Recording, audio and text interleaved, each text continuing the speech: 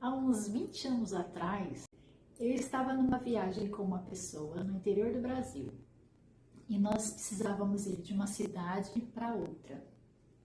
E a gente usou esses ônibus intermunicipais. Que você sai da rodoviária, essas coisas assim que a gente faz em feriado, em viagem. A gente pegou um ônibus intermunicipal para fazer essa viagem.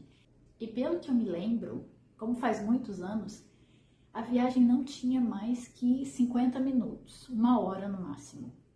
Era de uma cidadezinha para outra cidadezinha.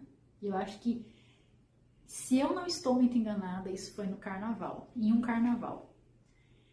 E esses ônibus intermunicipais, há um motorista e na época era como se fosse um cobrador, um auxiliar ali. Então nós estávamos numa cidade, íamos para outra e a viagem era curta. E desde o momento que a gente embarcou nesse ônibus, o cobrador, o auxiliar do motorista, eu não sei se é esse nome que se dá, ele era uma pessoa muito rude.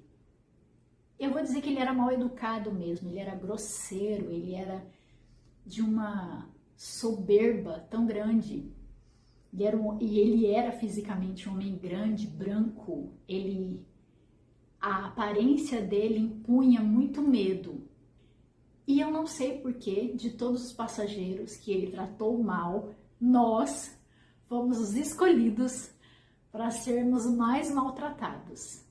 E essa pessoa que estava comigo, eu não sei se por imaturidade, eu não sei se por excesso de juventude, tentou questionar o comportamento desse homem que estava trabalhando no ônibus. Ele estava no lugar que ele deveria estar, era o trabalho dele. Nós éramos meros passageiros, viajantes. A gente embarcou, ia chegar no lugar de destino, ia descer e nunca mais nós íamos nos ver. Mas essa pessoa que estava comigo quis demonstrar um pouco de... eu não sei se autoridade, se um pouco de bravura. E questionou esse homem, que ele estava sendo muito grosseiro, que ele era muito mal educado com as pessoas. Esse homem passou 50 minutos ou 1 hora dessa viagem, ele passou todo o tempo da viagem incitando uma briga. Foram os minutos mais longos que eu passei numa viagem tensa, porque o meu sentimento é, qualquer hora, a pessoa que está comigo vai discutir e o negócio vai ficar um pouco feio. Não que eles iam sair nos tapas, mas que talvez fosse necessário parar numa delegacia, parar no posto policial, voltar para a rodoviária, porque o clima foi ficando muito tenso. Porque este homem se sentiu ameaçado com a postura da pessoa que estava comigo, porque questionou por que ele era tão mal educado com os passageiros, por que ele era tão rude, tão prepotente. As pessoas não estavam pagando um serviço para ele. Ele estava prestando um serviço para nós. Ele era o ajudante do motorista, o auxiliar do motorista. Nós escolhemos aquela companhia para fazer uma viagem. Então, quem tinha que nos servir era ele. Mas como ele ficou um pouco... Eu acho que ele se sentiu ameaçado com a postura dessa pessoa que estava comigo. Ele passou a viagem inteira nos afrontando. Aí, uma certa hora, essa pessoa que estava comigo falou: você não devia fazer isso. Você não sabe se tem alguém aqui que pode fazer uma denúncia, isso não vai ficar assim. Essa pessoa que estava comigo começou a falar isso e eu falava: calma, a gente já vai chegar.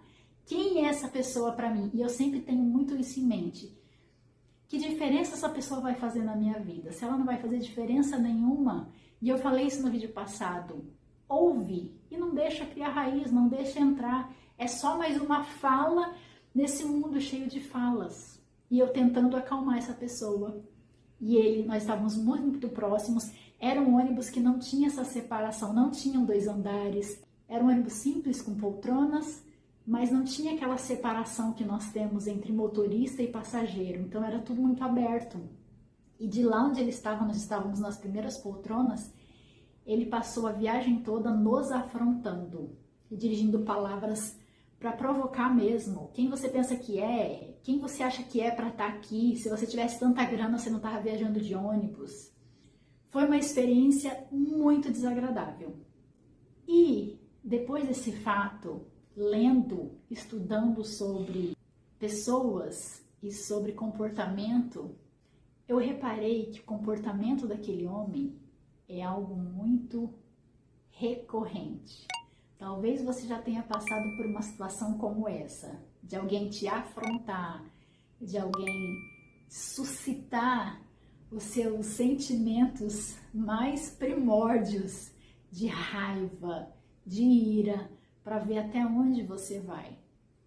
Talvez você, como eu, tenha passado por uma situação assim, de tentar amenizar um conflito para não se evoluir para algo pior.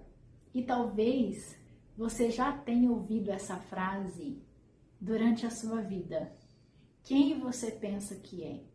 Aquele homem, durante toda a viagem, ele estava tentando entender quem era aquela pessoa que ousou questionar o comportamento dele. Ele falou durante a viagem muitas vezes essa frase: quem você pensa que é? E hoje, pensando tempos depois do fato ter acontecido, eu acredito que ele queria uma resposta que o colocasse no lugar dele. Quando ele perguntava quem você pensa que é, eu acredito que ele queria uma resposta do tipo: eu sou um policial e eu posso te dar voz de prisão, eu sou um advogado e eu vou te processar por esse seu comportamento, eu sou um superior seu dessa firma que estou aqui fazendo uma viagem para conferir o comportamento de vocês, para fazer uma avaliação do comportamento de vocês e não me apresentei. Eu acredito que ele queria ouvir que nós, os passageiros que estávamos questionando o comportamento dele, tínhamos uma posição maior que a dele.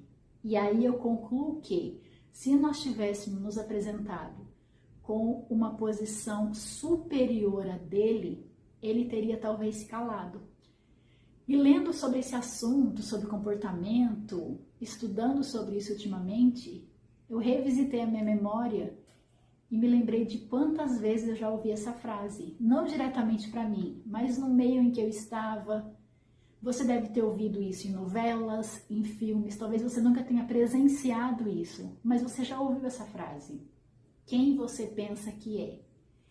E na maior parte das vezes ela vem com um peso por trás, já com uma resposta embutida. Quem você pensa que é que pode fazer isso? Quem você pensa que pode agir desse jeito? Quem você pensa que é para ter essa postura?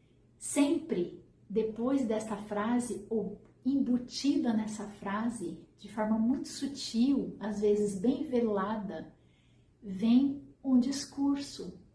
E eu comecei esse vídeo com essa história para te perguntar, e eu quero que você pense isso comigo. Quem você pensa que é?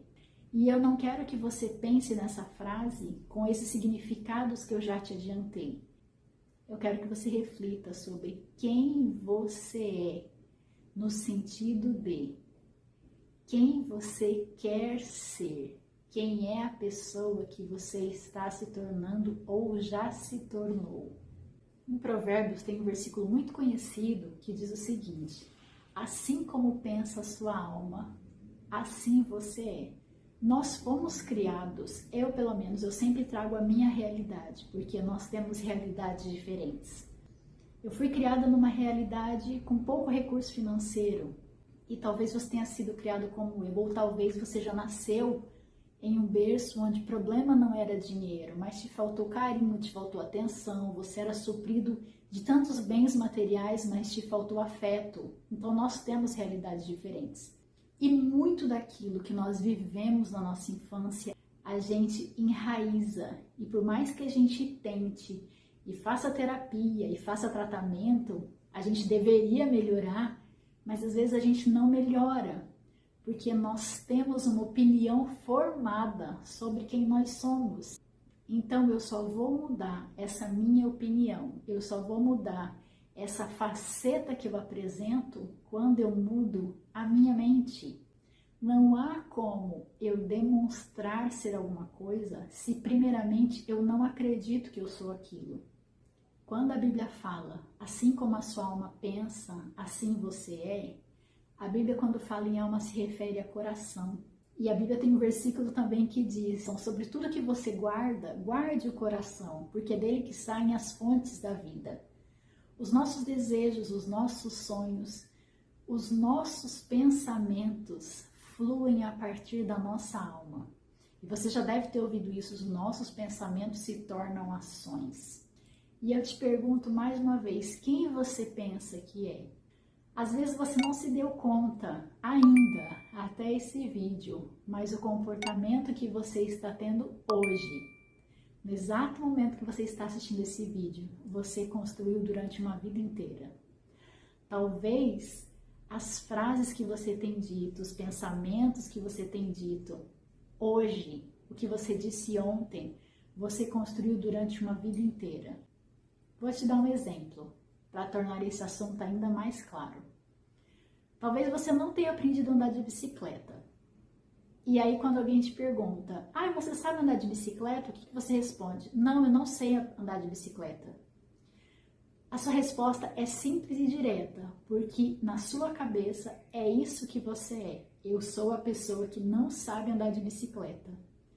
Talvez você não tenha pretensão de aprender a andar de bicicleta e tá tudo certo. Mas se você quer ser a pessoa que quer aprender a andar de bicicleta, você deveria mudar a sua frase. Por exemplo, você sabe andar de bicicleta? Não, na minha infância, na minha adolescência, eu não aprendi, eu nunca tive tempo, eu nunca tive oportunidade. Mas está na minha lista das coisas que eu ainda vou fazer, das coisas que eu vou realizar.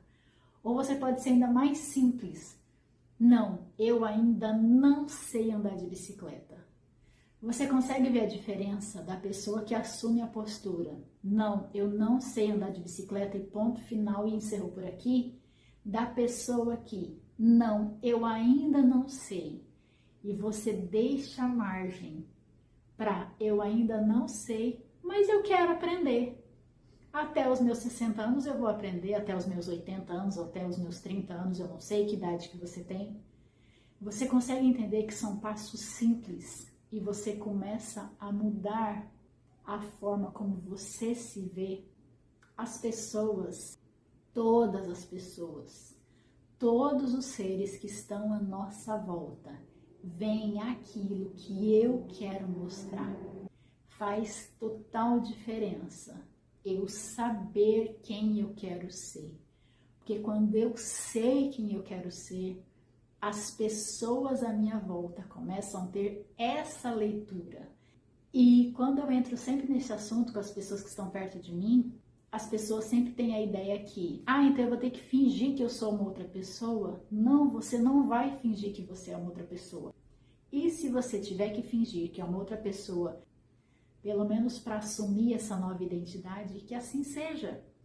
Mas eu volto a repetir, as pessoas, todas as pessoas que te cercam, elas fazem uma leitura de você a partir daquilo que você mostra, daquilo que você revela para elas. E muitas vezes você não precisa dizer uma palavra, elas fazem a leitura a seu respeito antes mesmo que você fale. Você já ficou perto de uma pessoa que é ciumenta, que é invejosa, que é insegura?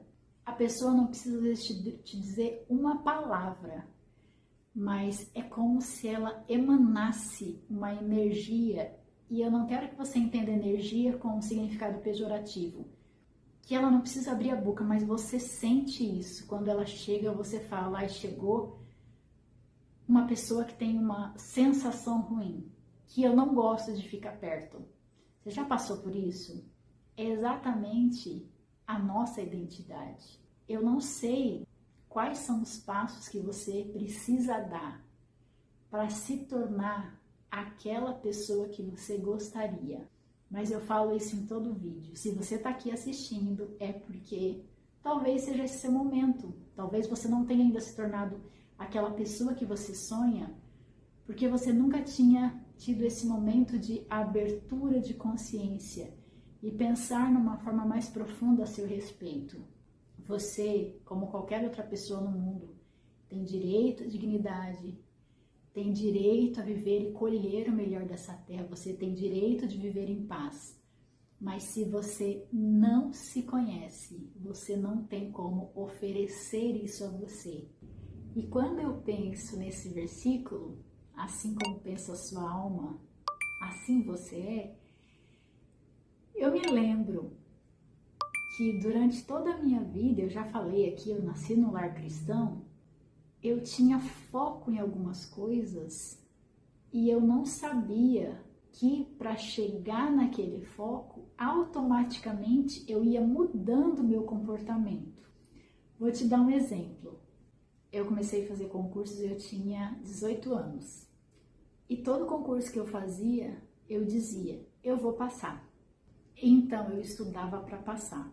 Com o passar do tempo, eu me lembro que eu passei talvez no 5º concurso, de prefeitura mesmo, era um nível de exigência um pouco menor do que um concurso para nível superior. Eu comecei a mudar minha mentalidade. Eu preciso passar dentro das vagas e ser chamada, e ser efetivada. E assim foi. Eu assumi meu primeiro concurso, eu tinha 24 anos. Depois, no mesmo ano, eu assumi um concurso do estado, de onde eu morava. E quando eu estava nesse concurso mesmo, que era na saúde, eu tinha feito concurso para esse mesmo lugar, então eu estava lá trabalhando quando meu amigo falou, Lívia, você é a próxima chamada, você quer pedir exoneração desse cargo que você está e ser chamada para o que você prestou agora de novo? Eu falei, não, eu já estou nesse cargo aqui, é isso que eu quero. Mas o que eu quero te dizer com isso? Para chegar nesse ponto, eu tive que mudar a minha mentalidade. Quem eu deveria pensar para poder ser uma pessoa concursada, aprovada e efetivada? Eu fiz um concurso agora recentemente, esse ano, inclusive, e já com uma cabeça mais madura, de uma pessoa que já estudou um pouco, eu coloquei na minha mente, eu vou passar, eu vou ser aprovada, mas eu preciso ficar entre as 7 primeiras pessoas, porque a chance de ser chamada vai ser muito maior, vai ser muito mais rápido. E assim eu fiz, eu mudei a minha mentalidade de uma pessoa que é estudante de um doutorado para uma pessoa que estuda para concurso. Eu mudei o meu comportamento para esse prazo. Eu precisava estudar e eu precisava ser aprovada. E eu fiz a prova e eu passei em 4º lugar. É mais um exemplo para te mostrar. Quem eu penso que eu sou me leva aonde eu quero chegar. Eu não tenho que me importar, e eu já fiz um vídeo aqui sobre isso, eu vou deixar em algum lugar. Ninguém se importa com você, não da maneira que você pensa. Eu preciso e eu te convido, eu te convoco a deixar de pensar nos outros. Eu não vou fazer isso porque fulano vai pensar, eu não vou fazer isso porque fulano vai achar. Fulano te aprova em concurso? Fulano paga as suas contas? Eu queria que você, a partir de hoje, mudasse a sua mentalidade. Quem você pensa que é, assim como você pensa, assim você se comporta. Assim como você pensa, é assim que você tem sucesso. Assim como você pensa, é assim que vai ser a sua saúde. E você pode interpretar isso como você quiser, como uma palavra coach, como uma palavra motivacional. Eu vivo me baseando na Bíblia. Antes que houvesse qualquer conselho de coach, conselho motivacional, conselho terapêutico, a Bíblia já me afirma isso há mais de 2000 anos. Quem eu penso que eu sou, assim eu serei. Quem eu escolho todos os dias ser, é assim que eu vou me comportar e é assim que os outros vão me ver. Eu vou te dar mais um exemplo para saber o poder que a nossa cabeça tem e moldar o nosso comportamento e aquilo que nós queremos para a nossa vida. Quando eu fui entrar no mestrado, eu lembro que saiu o edital e eu mostrei o edital para um musicista muito amigo meu na época e mostrei para uma outra pessoa que convivia comigo, que eu tenho muito respeito, muito carinho e é muito importante na minha vida. Pessoa de dentro da minha casa, as 2 pessoas de dentro da minha casa, que eu digo que conviviam comigo. E a gente estava até numa festa, foi uma reunião que eu dei na minha casa, E a gente estava numa festinha, numa reunião que a gente sempre fazia nesse estado onde eu morava, e eu mostrei o edital para essas duas pessoas. O que era musicista, que teoricamente também, como eu, era musicista, e entende desse mundo de música, ele olhou o edital, ele viu o nome dos professores e o programa, e a fala dele foi: ai, pena que só passa quem já está com bolsa de iniciação científica, quem já está ali dentro do circuito. E a outra pessoa que estava com ele, ao invés de me apoiar, ser pelo menos uma cabeça diferente, uma opinião diferente, endossou o comentário dele. Ele disse: realmente, só passa quem já é de dentro. Na hora, a minha cabeça poderia ter pensado: realmente isso não é para mim. Eu acabei a graduação agora, eu acabei a graduação em 2017, em dezembro, e o edital saiu, acredito que em março, então tinha 3 meses que eu tinha saído da graduação e eu já estava prospectando um mestrado. Naquele momento a minha cabeça poderia ter dito: realmente não é para mim, mestrado não é para todo mundo, só vai passar as cartas marcadas. Mas não, eu peguei o meu celular, porque o edital estava no meu celular, eu peguei o meu celular e a minha cabeça na hora foi: eu vou passar nessa seleção. Foi simplesmente essa a minha cabeça. Aí chegou o dia da inscrição, eu não falei pra ninguém, eu acredito que nem pro meu marido eu falei, não me lembro. Chegaram as provas, eu fiz as provas, foi em maio, e eu tava uma sinusite atacada, eu tava sem voz, eu só tossia, e foram 3 dias de prova. E no terceiro dia, quem já passou pelo mestrado, por um doutorado, os programas de pós-graduação no Brasil fazem isso, tem sempre uma entrevista com o candidato. E aí, no terceiro dia, teve essa entrevista e eu pouco conseguia falar. Eu só tossia. E não era de nervoso, é porque eu não tinha voz mesmo. E quando eu fiz a inscrição, você tinha que selecionar ou apontar qual professor você gostaria que fosse orientador. Como eu não conhecia ninguém do programa, eu deixei em branco e a responsabilidade seria do programa me indicar alguém. E pela graça de Deus, pela bondade de Deus, quem estava na banca foi uma pessoa que se interessou muitíssimo pelo meu projeto. E ele fez a defesa, a entrevista que era para ser comigo, ele respondeu. E eu fui muito bem orientada, eu fui muito feliz. Tem uma amiga minha que eu sempre falo: se eu pudesse fazer novamente o mestrado, eu faria, porque foi delicioso. Foi uma das experiências mais maravilhosas acadêmicas que eu já tive na minha vida. Mas tudo porque, diante de uma fala tão terrível, uma fala que menosprezou tanto o meu sonho, eu me posicionei. E naquele momento, quando eu falei internamente: eu vou passar nessa seleção, eu entendi com o meu corpo inteiro que uma vaga era minha. E que as pessoas que duvidaram, elas iam ter que me ver aprovada. E foi isso que aconteceu. Eu encontrei com essa pessoa depois que tinha feito esse comentário absurdo. Ai, como são os professores, está gostando? Eu passei pelo mestrado, eu já entrei no doutorado, e essa pessoa que fez esse comentário continua na mesma vida. Essas duas pessoas, uma evoluiu um pouco, mas a que mais foi agressiva na fala, essa pessoa continua da mesma forma. Então você já pensou se eu tivesse prestado atenção no que essa pessoa amarga falou naquele momento? Se eu tivesse pegado meu celular naquele momento e esquecido um sonho, talvez eu nem estaria aqui hoje contando isso para você. Isso foi um fato que se tornou uma vitória, que se tornou mais uma conquista e hoje é um testemunho. Porque antes de fazer qualquer coisa na minha vida, eu preciso ter em mente quem eu sou. E eu sou tudo aquilo que a Bíblia diz que eu sou. No Salmo 139, o salmista diz o seguinte: eu te louvo, ó Deus, porque me fizeste de modo especial e admirável. Em Gênesis, durante a narração da criação, você vê que Deus nos fez a imagem e semelhança dele. Se eu tenho o livro mais importante do mundo, que eu acredito que é a Palavra de Deus, que diz que eu sou a obra-prima da criação, eu não posso aceitar menos do que isso. Eu sou o que a Bíblia diz que eu sou. E todos os dias, quando eu acordo, eu me lembro disso.